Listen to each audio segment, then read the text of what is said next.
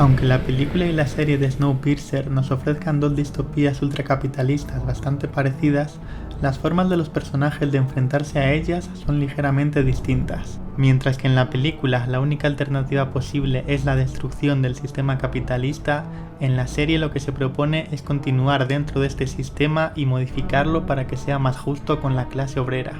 En este vídeo vamos a analizar estas dos formas de revolución frente al capitalismo: la anticapitalista, que busca la eliminación de la sociedad capitalista, y la altercapitalista, que propone, como su nombre indica, un capitalismo alternativo. Resistance is never futile, but Wilford's train is a fortress to class. Para analizar estos dos tipos de revolución, vamos a centrarnos en los personajes principales de la película y la serie, Curtis y Layton. Curtis, el protagonista de la película, es un ex caníbal, lo cual vemos en una de las escenas finales, en la que reconoce arrepentirse de conocer el sabor de la carne humana y, más concretamente, de la carne de bebé. Esta idea sobre el canibalismo de bebés es algo que la propaganda antisoviética extendió a lo largo del último siglo, y aquí parece que Bong Joon-ho juega con esta idea. La culpa de que los refugiados de la cola del tren coman niños es precisamente culpa del sistema capitalista del tren, que no provee a todos los seres humanos de condiciones de vida dignas porque considera que estos no aportan valor a la sociedad. Now, every last shred of us is worth something to someone. Pero ¿cómo aporta valor una persona? O dicho de otro modo, ¿cuánto vale una persona? Dentro de la lógica capitalista, la respuesta es que una persona vale en tanto en cuanto ésta posea capital. La fórmula es sencilla: suma el precio de todo lo que posees y réstale tus deudas para obtener tu valor neto. Por otro lado, otras opiniones que el capitalismo considera más extremistas, como la recogida en la Declaración Universal de Derechos Humanos, afirman que el ser humano tiene valor por el hecho de estar vivo, y que éste nace libre y en igualdad de derechos con el resto. Es por todo esto por lo que los miembros de la cola de Snowpiercer son refugiados, ya que estos abordaron el tren para escapar de la muerte. La situación es idéntica a la de los refugiados que piden asilo en otros países para escapar de condiciones de violencia similares. Cuando estos llegan al tren, entran de lleno en la lógica capitalista, que no tiene lugar para ellos. Por eso, al ser desprovistos de valor como productores de capital, no tienen más remedio que comerse los unos a los otros para sobrevivir. En otras palabras, su capital es la carne y la única forma de apoderarse del de otros es utilizar los dientes. Que el capitalismo obligue a la clase obrera a vender su cuerpo no es ficción y ocurre cada día en el mundo. Lo vemos en casos como la gestación subrogada o la explotación sexual, que afecta principalmente a mujeres y niños. El hecho de ser refugiado, además, supone un contexto de riesgo añadido. Es precisamente cuando los refugiados de la cola renuncian a la idea capitalista de valor, cuando estos comienzan a organizarse y trabajar en grupo. Desde la empatía y desde una concepción humanista de la vida, comienzan a cortarse extremidades para que otros puedan sobrevivir. Quiero hacer hincapié aquí en que no por renunciar a la lógica capitalista, el capitalismo ha dejado de tener efectos sobre ellos, ya que precisamente por eso es por lo que siguen teniendo que sacrificar su propio cuerpo para sobrevivir. Curtis, en cambio, no fue capaz de cortarse un brazo y siente que nunca se sacrificó realmente por sus camaradas de la cola. Este tema simbólico de dar un brazo por la causa se cierra al final de la película, pero, aunque no se reconozca de forma tan explícita, también sucede al inicio de la revolución, cuando Curtis se arriesga a que uno de los soldados le dispare. La idea de fondo de todo esto es que la revolución no es posible sin empatía y sin ponernos en riesgo por aquello que consideramos justo.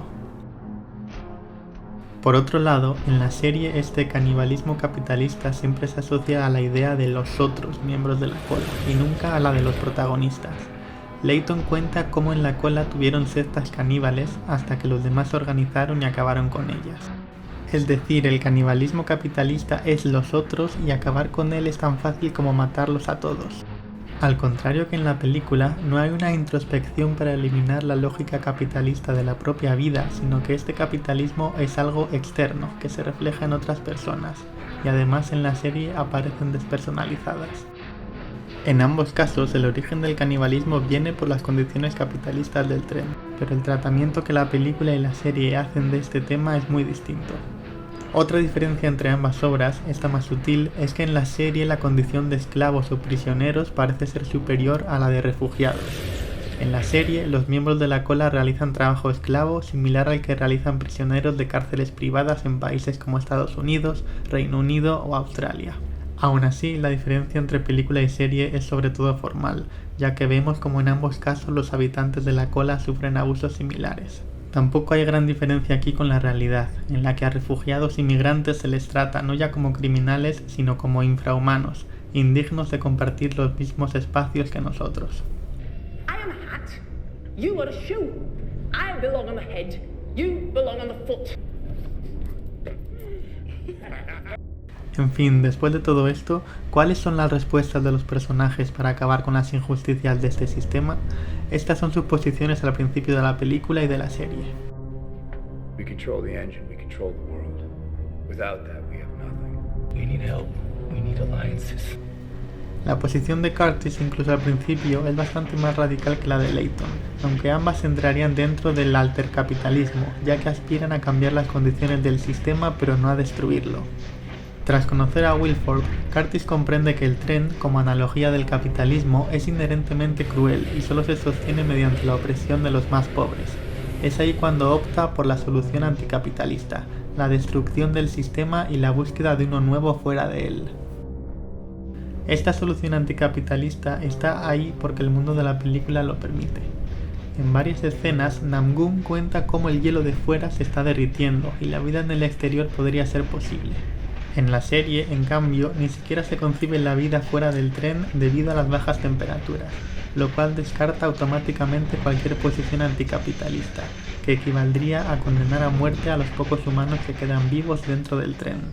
Soy consciente de que la serie tiene solo una temporada y de que habrá más en el futuro y todo esto puede cambiar, pero de momento la elección del escenario está ahí y es algo que condiciona las decisiones de los personajes.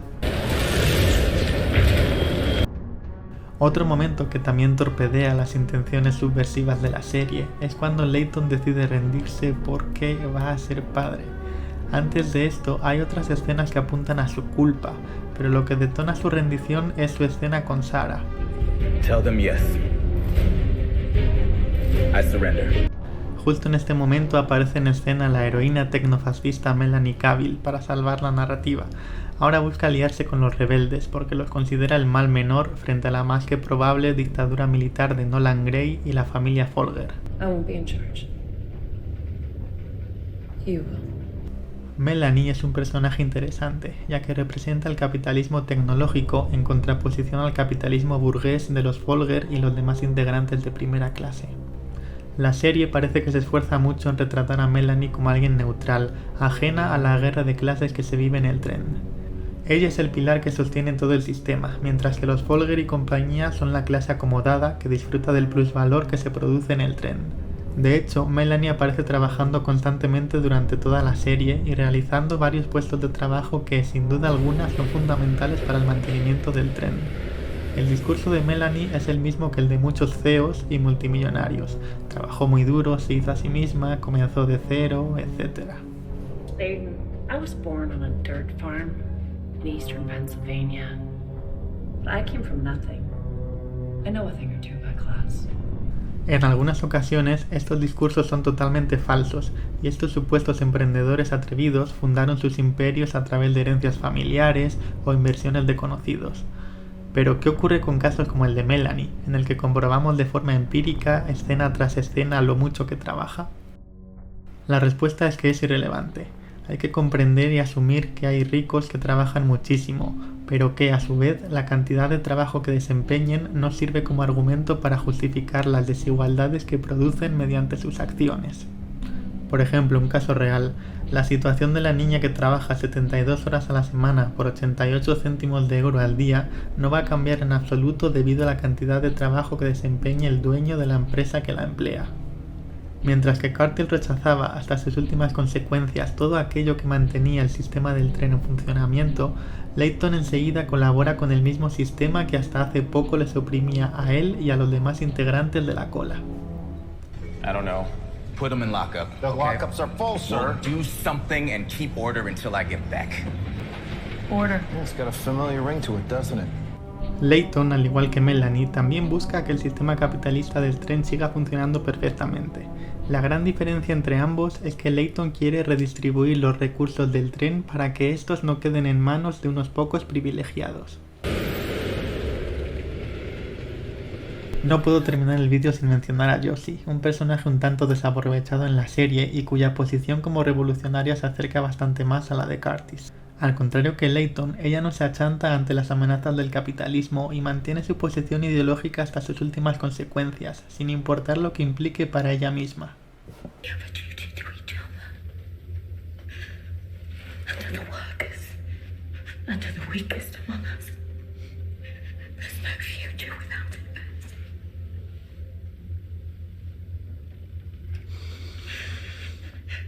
Just have to decide what's right and wrong.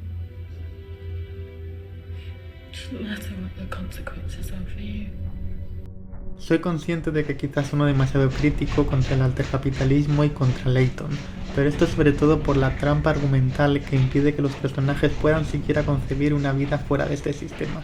Este mismo argumento es el que se utiliza para justificar el capitalismo, del cual se dice que es el único sistema posible o el único que funciona. En la vida real, el altercapitalismo puede no ser el fin último que persigue el anticapitalismo, pero la redistribución de la riqueza que propone, además de ser un medio para lograr este fin, provoca también la mejora de las condiciones sociales de muchas personas a las que el capitalismo mata cada día.